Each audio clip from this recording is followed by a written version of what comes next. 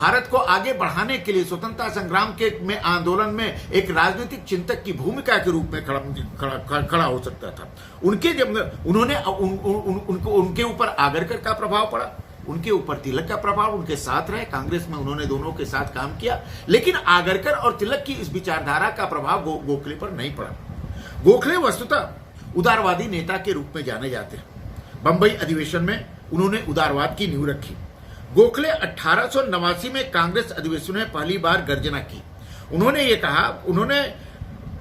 यह विश्वास दिलाया कि उदारवाद से ही भारत का कल्याण हो सकता है। कांग्रेस के उदारवादी पक्ष का नेतृत्व करते हुए गोखले ने कांग्रेस को उदारवादी चेहरा बनाने का प्रयास किया और गोखले के शिष्य के रूप में महात्मा गांधी ने भी उदारवादी आकार को ग्रहण किया। इसलिए गांधी को, अगर गांधी अमर होते हैं तो गोखले के नाम अपने आप उससे जुड़ता है, क्योंकि महात्मा गांधी गोखले के शिष्य थे। गोखले के विचारों का प्रभाव गांधी पर पड़ा था और गांधी का जो भी स्वराज था, हिंद स्वराज था या राम राज्य था या ट्रस्टीशिप था या उपवास था या सत्याग्रह था, ये जो भी विचारधारा था, उन सारे विचारधाराओं पर, गांधी के विचारधाराओं पर गोखले का प्रभाव प्रमुख रूप से पड़ा। गोपाल कृष्ण गोखले के समय में हिंदू और मुस्लिम के बीच के सामाजिक बीच में एक लकीर खींचने लगी थी। इसलिए गोखले को हिंदू मुस्लिम एकता का समर्थक माना जाता था। उनका संपूर्ण जीवन एक नैतिक जीवन था और उन्होंने हिंदू मुस्लिम एकता के आधार पर भारत को आगे बढ़ाने का स्वप्न दिया। इसलिए उनका विचार, उनका संपूर्ण विचार एक धर्मनिरपेक्ष विचार थी, जो हिंदू मुस्लिम सिख ईसाई सबको लेकर के आगे बढ़ती है। गोखले ने संगठनात्मक रूप में काम किया। उन्होंने भारत सेवक संघ नामक संस्था का अध्ययन किया। भारत सेवक संघ गोपाल कृष्ण गोखले के का एक भारतीय आधुनिक भारतीय राजनीतिक चिंतन में एक अनुपम देन है।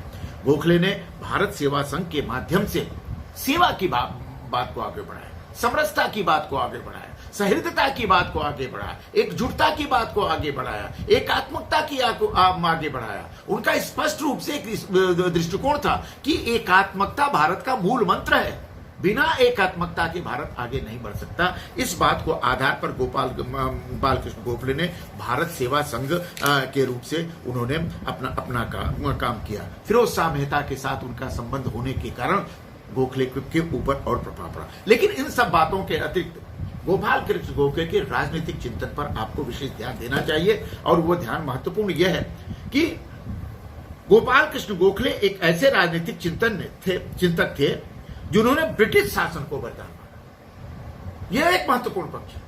गोखले का मानना था कि ब्रिटिश शासन के बिना भारत का उत्थान हो ही नहीं सकता। उन्होंने स्पष्ट कहा कि भारत में ब्रिटिशों का शासन भारत के लिए एक वरदान है, सीखने का मौका है, और यही पक्ष उनकी उग्रवादियों के आलोचना का मूल केंद्र है। हमारे लिए ऊपर ब्रिटिशों का राज था, ब्रिटिशों के हम गुलाम थे, लेकिन इस आदर्श में उन्होंने ब्रिटिश शासन को वरदान मांगा। यह महत्वपूर्ण पक्ष था। कांग्रेस के भीतर में उन्होंने यह कहा कि अच्छे अथवा बुरे के लिए हमारा भविष्य और हमारी आकांक्षाएं इंग्लैंड के साथ जुड़ गई हैं।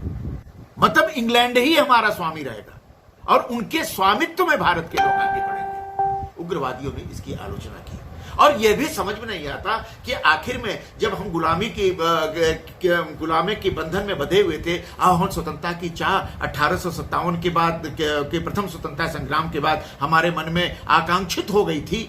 उस समय गोखले ये कह रहे हैं कि इंग्लैंड के साथ भारत की आकांक्षाएं जुड़ी हुई हैं। यह आकांक्षा एक महत्वपूर्ण तत्व है। चूंकि वो उदारवादी थे, वो ब्रिटिश सरकार से संघर्ष के पक्षधर नहीं थे, वो ब्रिटिश सरकार से संवैधानिक रूप में बात करना चाहते थे। ब्रिटिश सरकार से वो उदार रूप से प्रार्थना के आधार पर, ब्रिटिश सरकार से प्रार्थना के आधार पर भारतीय मांगों को पूरा कराने के पक्षधर थे। इसलिए उन्होंने ब्रिटिश शासन को एक महत्वपूर्ण वरदान के रूप में माना और यही उनकी आलोचना का एक महत्वपूर्ण बिंदु है। वे स्वशासन के महत्वपूर्ण आदर्श थे। वे स्वशासन चाहते थे, लेकिन ब्रिटिश शासन के भीतर स्वशासन चाहते थे। उनका स्वदेशी ब्रिटिश शासन के भीतर था। वे स्वदेशी कपड़े, स्वदेशी शासन व्यवस्था, स्वदेशी न्यायिक व्यवस्था, स्वदेशी आर्थिक व्यवस्था के जरूर पक्षधर थे, लेकिन वे चाहते थे कि ब्रिटिश शासन के अंतर्गत मिले। गोखले एक ऐसे राजनीतिक चिंतक थे जिन्होंने संवैधानिक साधनों का समर्थन किया। संवैधानिक साधनों का मतलब यह था कि संवैधानिक साधनों का मतलब हम एप्लीकेशन दें, हम कानून के, ब्रिटिश कानून के आधार को पालन करें और उस ब्रिटिश कानून को पालन करते हुए हम अपनी मांगों को पूरा कराएं। तो मुख्य रूप से गोखले का राजनीतिक चिंतन इस बात पर आधारित है कि वे उदारवादी, भारतीय उदारवाद के जनक थे, वे भारतीय उदारवाद के नेता थे और उन्होंने रचनात्मक आलोचना की बात की। तो राजनीतिक चिंतन में भारत में, अगर आधुनिक भारत में रचनात्मक आलोचना का रचनात्मक